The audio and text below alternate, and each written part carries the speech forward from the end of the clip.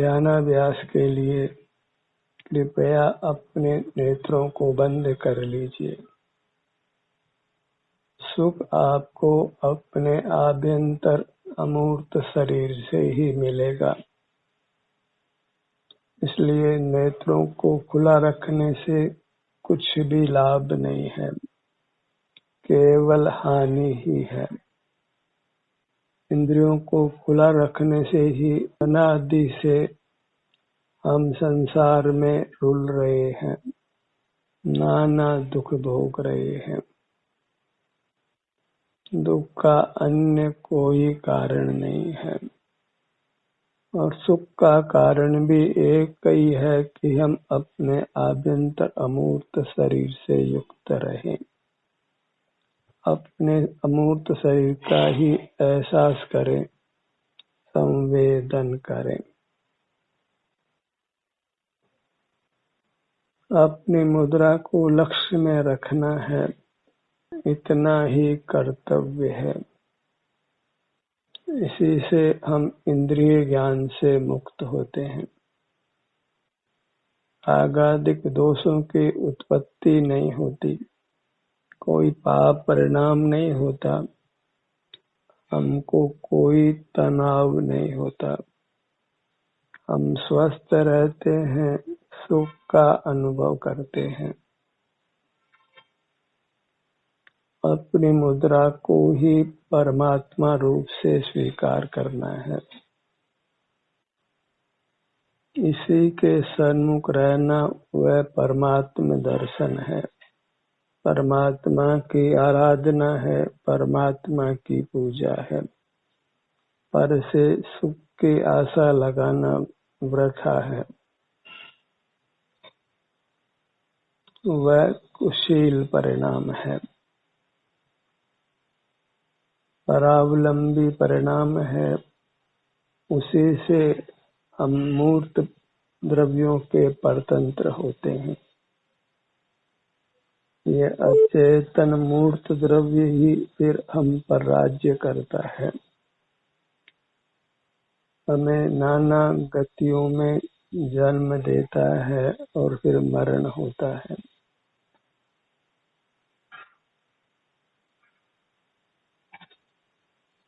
परमात्मा दर्शन कीजिए और दर्शन करते हुए रहिए। इस दर्शन को छोड़ना नहीं है। यह दर्शन अपने शरीर के संवेदन रूप है।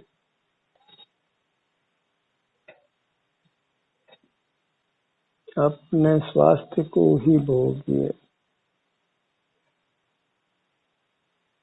पर पदार्थों का नियम से भोग नहीं होता है।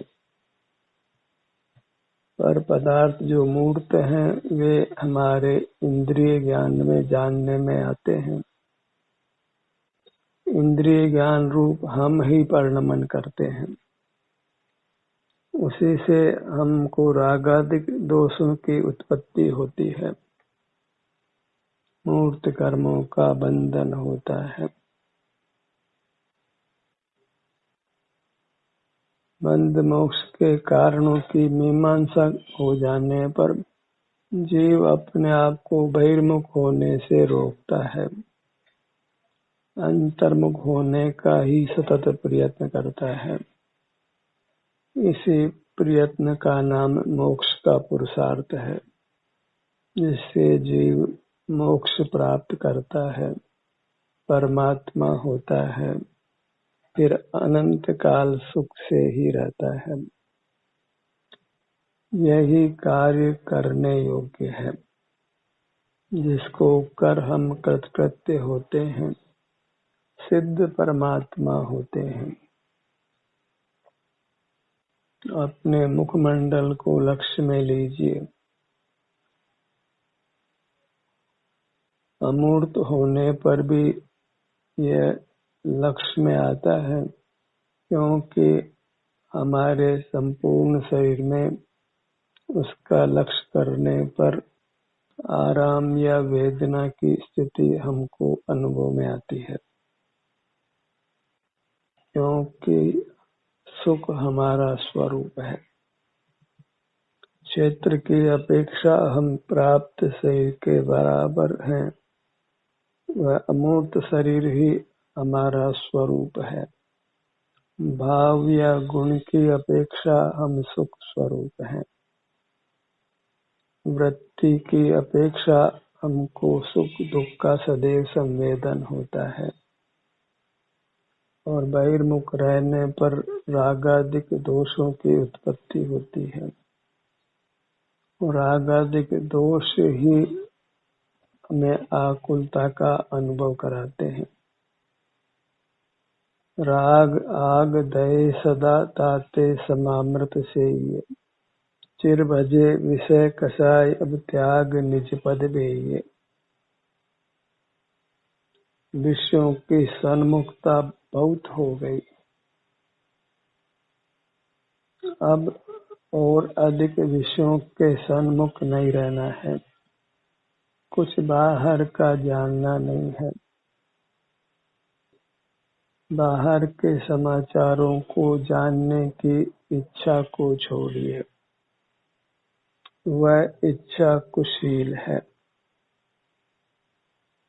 समाचार पत्र पढ़ना या अन्य प्रकार से बाहर की जानकारी लेना, वह सब कुशील है, व्यभिचारी वृत्ति है।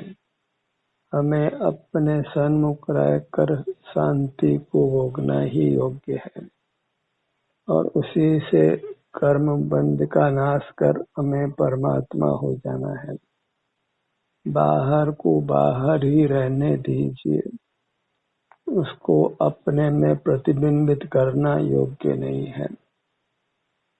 उसी से हमारे सुख का घात होता है, हमारे स्वरूप का घात होता है। कांच के पीछे ललाई हो तो कांच में पदार्थ प्रतिबिंबित होते हैं और उससे कांच के स्वरूप का घात होता है। मूर्त पदार्थ ही प्रतिबिंबित होते हैं, कांच का स्वरूप आवृत होता है। कांच में प्रतिबिंबों का होना वह कांच की अशुद्धता है।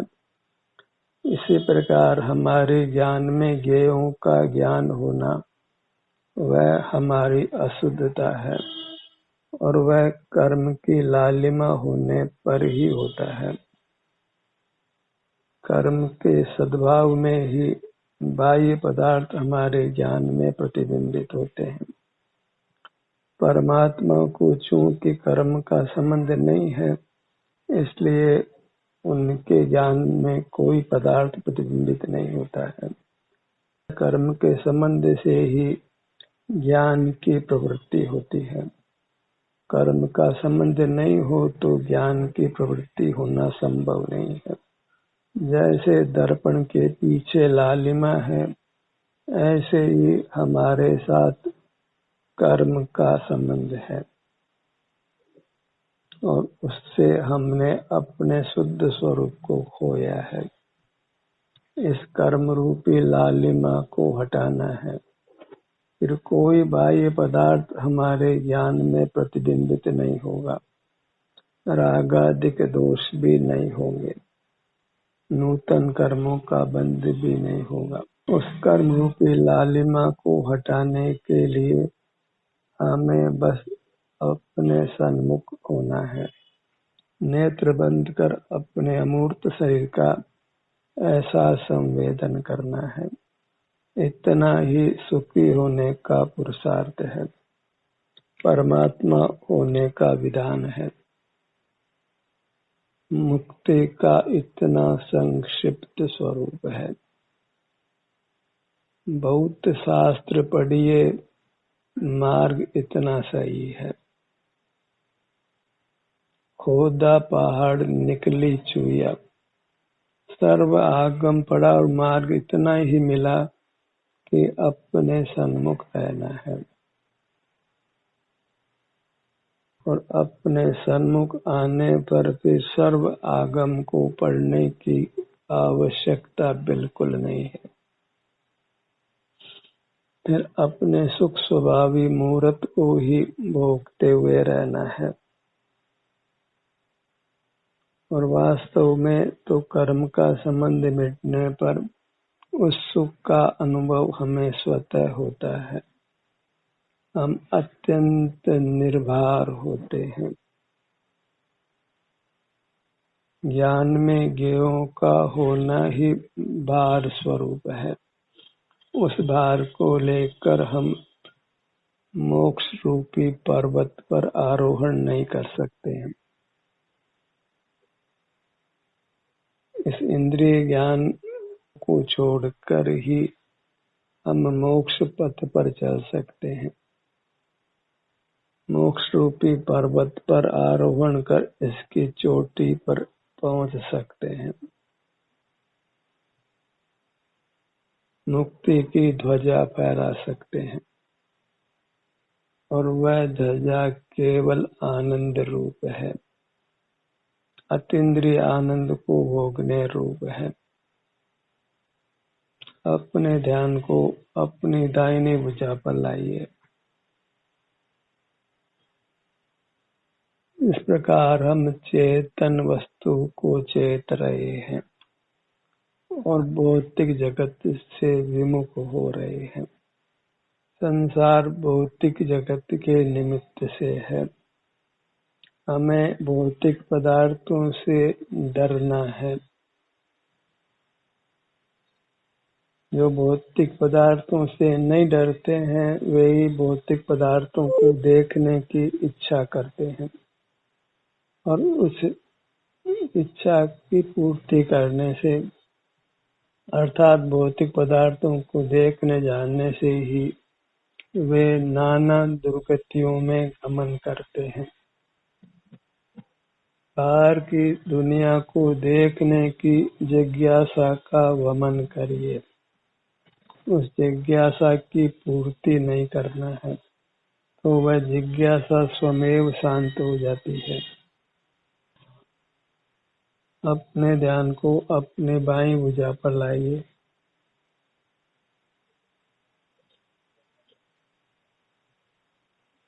विभिन्न भागों में यदि आराम की स्थिति है तो अपने सन्मुख रहना और सुगम हो जाता है। सुख से हम अपने सन्मुख रहकर कर्मों का क्षय कर मोक्ष जाते हैं और वेदना भी हो तो भी वेदना भोग कर हम परमात्म दशा को पाते हैं। रहना अपने आभ्यंतर अमूर्त शरीर के संवेदन रूप है। इंद्रिय ज्ञान का निरोध रखना है। धार्मिक क्रियाकलापों के नाम पर भी इंद्रिय ज्ञान में रहना योग्य नहीं है। वह सब मोह का उन्माद ही है। अपने ध्यान को अपने दाहिने पैर पर लाइए। यह अपने परमात्मा की मूर्त है। इसके दर्शन को एक पल को भी छोड़ना नहीं है। यह दर्शन संवेदन रूप है। यहाँ के आराम या वेदना की स्थिति का अनुभव करने रूप है। बायां पैर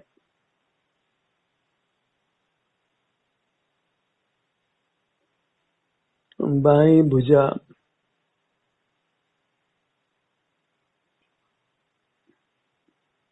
दोनों हथेलियां दोनों पगतलियां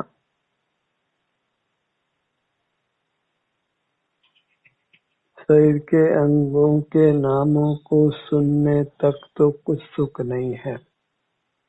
उन अंगों के समक्ष होने से ही सुख की अनुभूति होती है। तो सुनकर संतुष्ट नहीं रहना है। वाच्य अपने अमूर्त अंगों तक पहुंचकर हमें सुख से रहना है।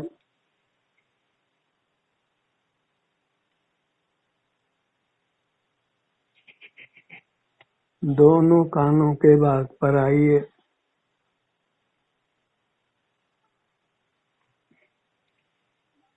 इस प्रकार हम भौतिक जगत का आश्रय छोड़कर चेतन जगत में आते हैं। चेतन जगत के आलंबन से जीते हैं।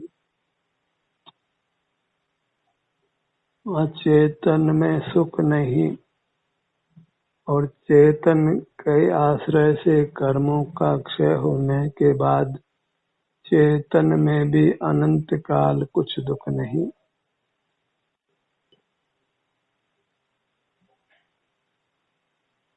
अपने ध्यान को अपनी दोनों हथेलियों पर लाइए।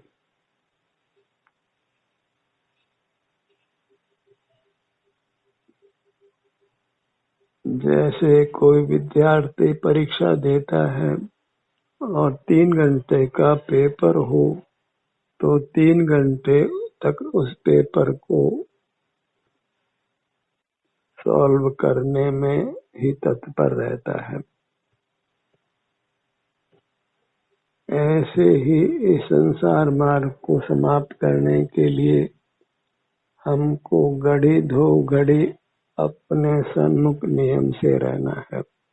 समझ लीजिए ये मोक्ष मार्ग की परीक्षा है जिसको हमने उत्तीर्ण करना है, तो अपने सन्मुख ही रहने का प्रयत्न करिए। विकल्पों को करने से कुछ सुख की सिद्धि नहीं है। विकल्पों को नपुंसक माना गया है और ज्ञान विकल्प रूप है, इसलिए ज्ञान नपुंसक है। ज्ञान में सुख पैदा करने की किंचित भी सामर्थ्य नहीं है। सुख हमारे सुख गुण के द्वारा उत्पन्न किया जाता है, इसलिए ज्ञान की आराधना छोड़कर सुख गुण की आराधना कीजिए। ज्ञान बहिर्मुख है और सुख अंतर्मुख होने से प्राप्त होता है।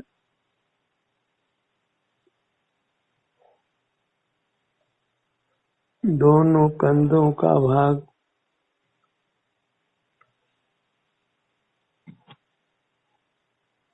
अपने ध्यान को अपनी नासिका पर लाइए।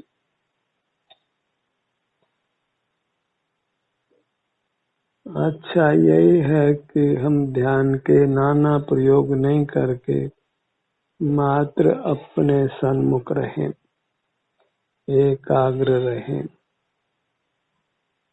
पर का स्मरण नहीं करें, शब्दों का अंकों का उपयोग भी नहीं करें।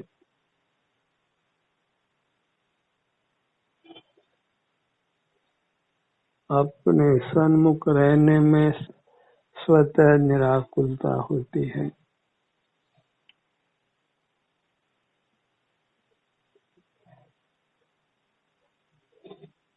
अपने ध्यान को अपने दाहिने घुटने पर लाइए। वेदना भी है तो उसको शांति से भोगिए और पुनः पुनः अपने घुटने के भाग पर आकर वेदना को भोगिए, तो आप वेदना उत्पन्न करने वाले कर्म से मुक्त होकर अपने घुटनों को वेदना रहित पाएंगे।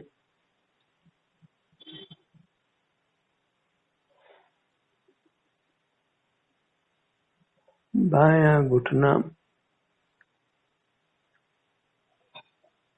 Feel both of your knees, दोनों घुटनों का एक साथ एहसास कीजिए।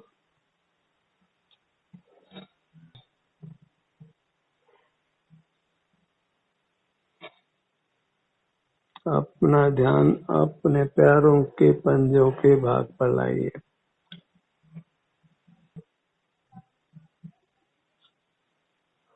पगतलियां,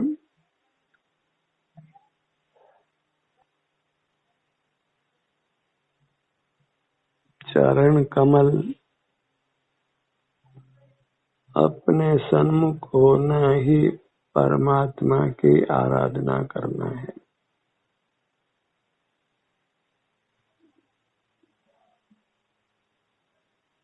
निर्दोष जीवन यापन करने के लिए अपने सन्मुख रहने का ही पुरुषार्थ करना है।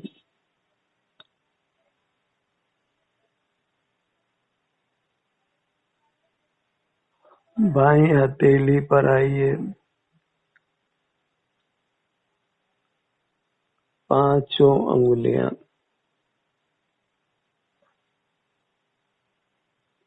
दाहिनी हथेली, पांचों अंगुलियां पर से सुख पाने की कुछ चेष्टा नहीं करना है।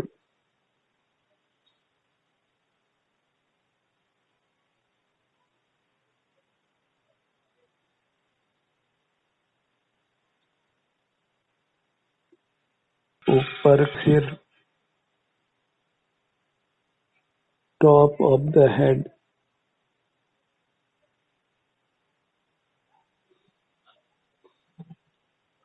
मस्तिष्क को स्वस्थ रखने के लिए मस्तिष्क के भाग पर आकर ठहरिए, यही विश्राम करिए।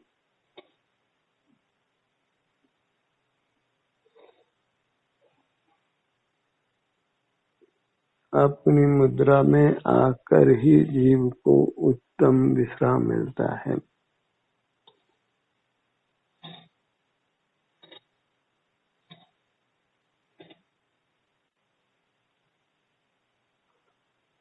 अपने बाईं भुजा के कोहनी भाग पर आइए,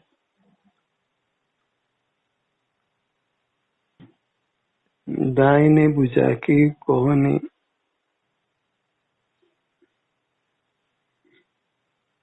अपने मुहूर्त के ही बारंबार दर्शन संवेदन करने से आपके सर्वांग में सुख का ही अनुभव होगा।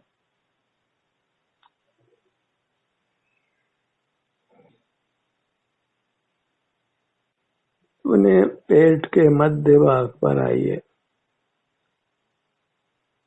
नाभि के सूक्ष्म भाग को महसूस कीजिए।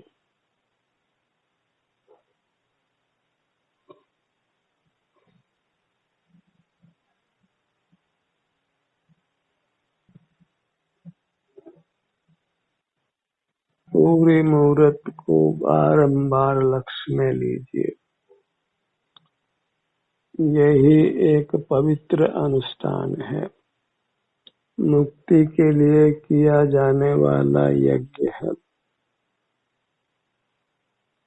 इस यज्ञ में बस अपने से युक्त रहने का यत्न ही करना है।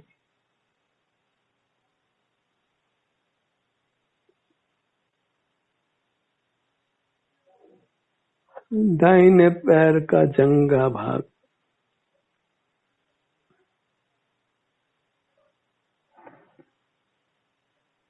पिंडली का भाग,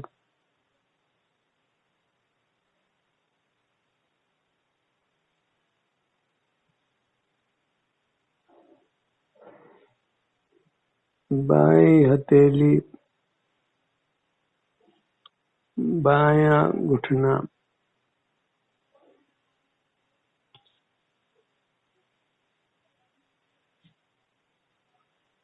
अपने सन्मुख रहकर निराकुल रहिए, कहीं आना जाना नहीं है। अपने में ही स्थिर रहकर वीतराग रहना है।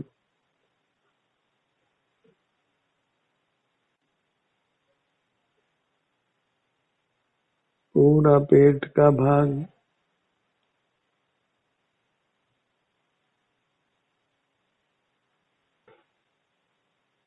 नाभि स्थान,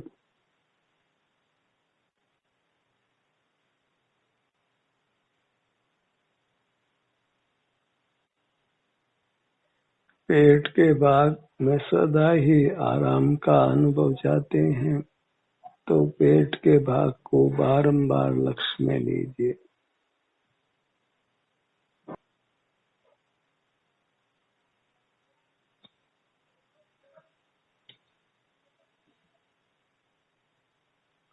मुख के भीतर तालु भाग पर आइए।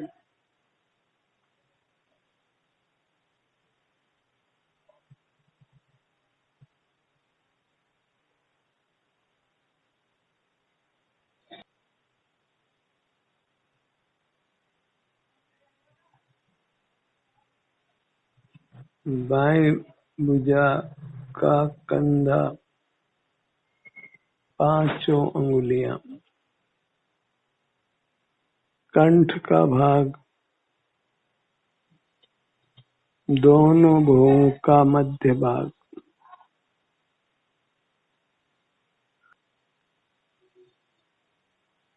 पूरा दाहिना पैर,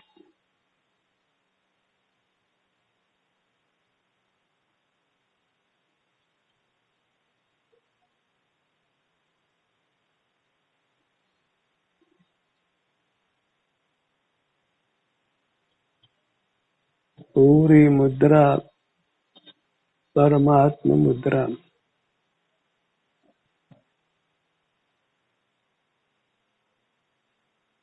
इसी के संवेदन रूप रहना, वही आस्तिक होना है, चारित्रवान होना है, परमात्मा होना है। पूरी मूरत अपनी चिन्ह मूरत है, आनंद की मूरत है। अपने सन्मुख रहकर निरंतर शांति को भोगिए। ध्यान का ये सत्र यहीं समाप्त होता है।